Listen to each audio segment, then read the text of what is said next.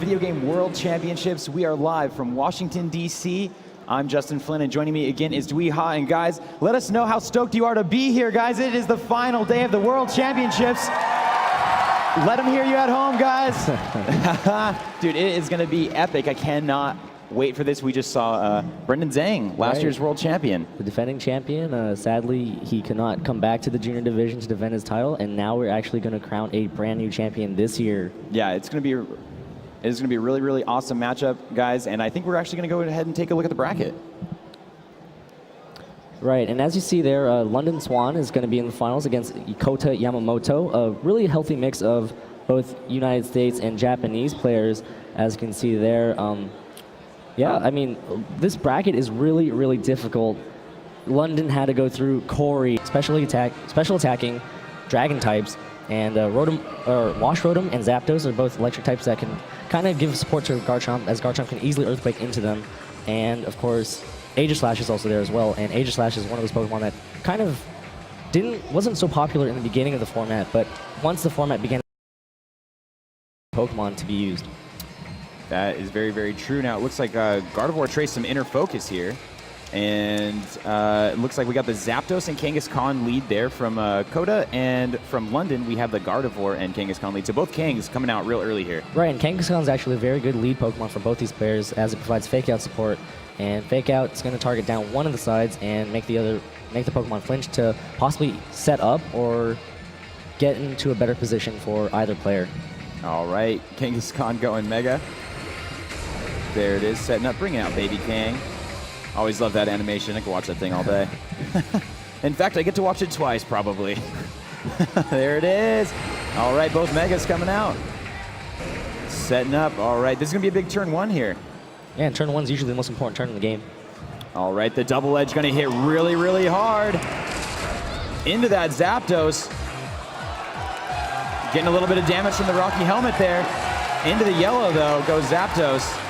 And Kangaskhan taking a lot from that recoil as well into the yellow. Seems to be about equal, but another double edge into Gardevoir. This might go down in one shot. There it is. Gardevoir drops on turn one. Oh my gosh, the recoil though is so real. Oh, and the paralysis onto Kangaskhan. So Kota getting himself in pretty good position right now. That Kangaskhan at 50% just from taking double edge recoil and the Rocky Helmet recoil. We see that the Rocky Helmet on Zapdos, not really a popular item on Zapdos, but it definitely worked there, as you can see how much damage it did to that Kangaskhan, as Kota is actually able to take the first knockout with that Gardevoir. And Gardevoir is actually a very strong Pokemon with that Fairy typing, and that will come in handy against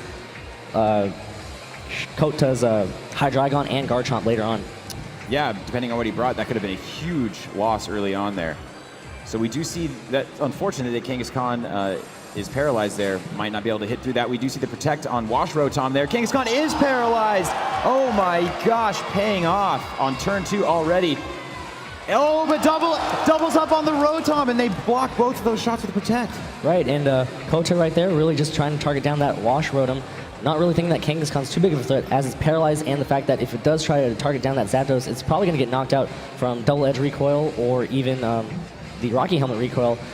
Kangaskhan that turn trying to Sucker Punch, as you can see, because it tried to move before every other Pokemon on the field, and unfortunate that it did get paralyzed, because at least getting off some damage is better than just not being able to move at all.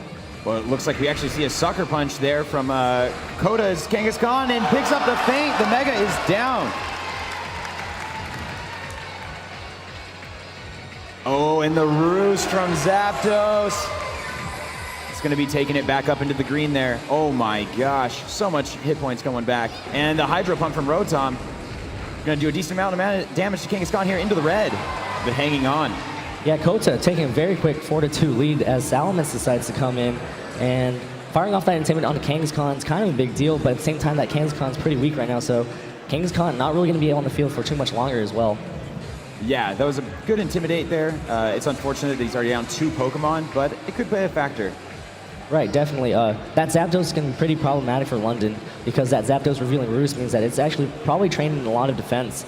And with Roost, it's going to be able to heal back most of its health and just be out there for so long. And I don't know if one's going to be able to find a way to knock it out, but he's definitely going to have to look for answers for it.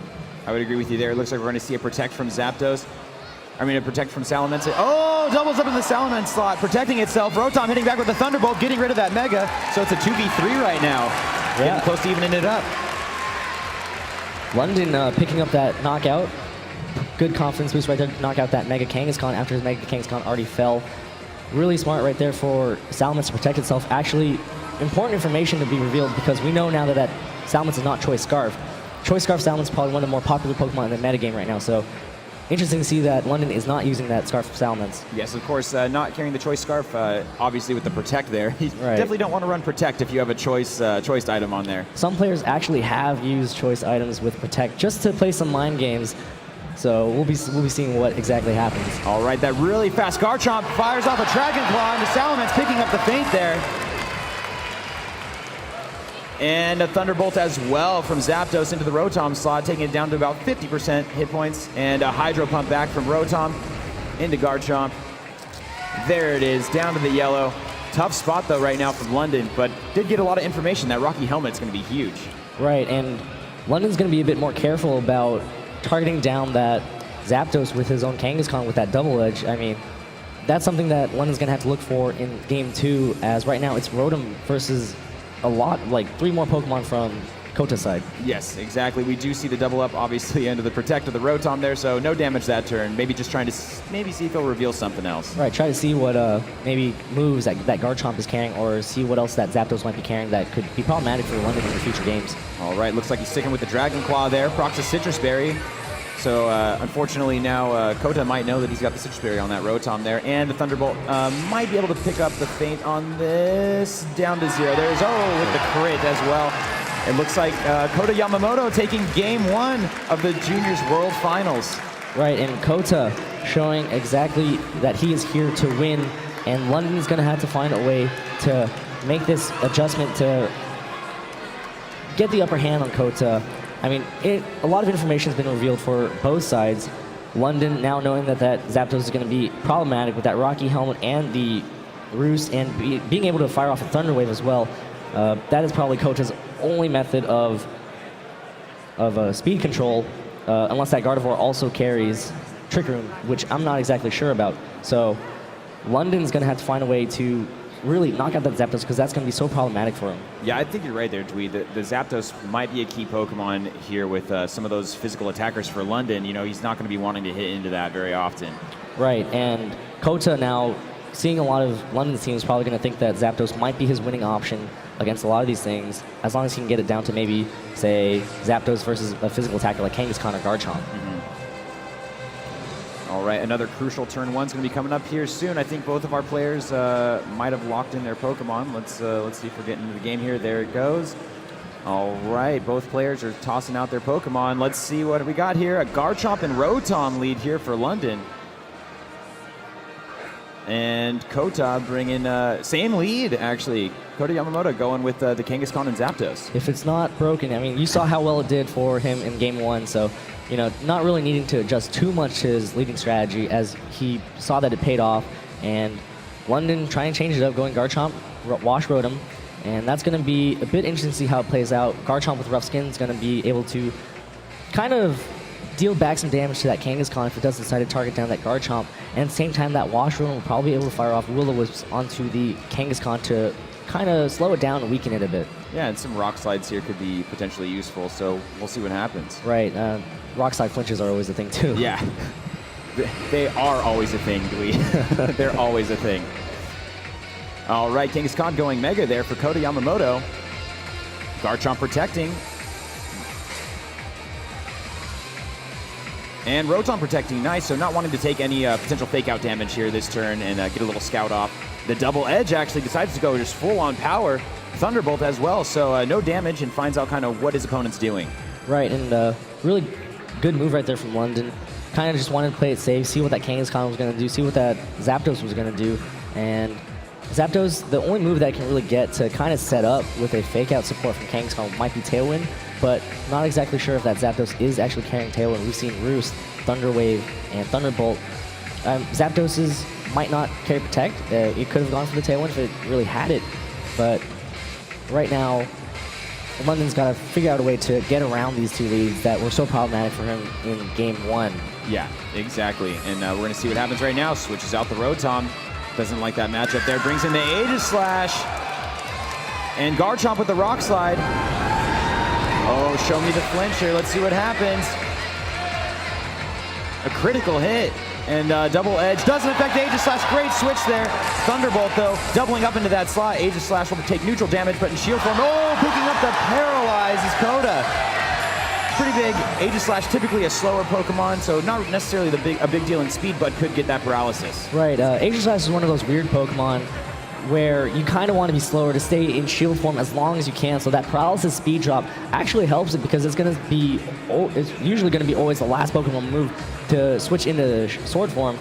But the paralysis chance to not move is actually very scary right now. Yeah, that's what you don't want to see. All right, we get a switch here into Garchomp for Kota. And a Protect actually from Garchomp for London here on the bottom screen. Double edge, Garchomp protects itself. Aegis Slash substitute.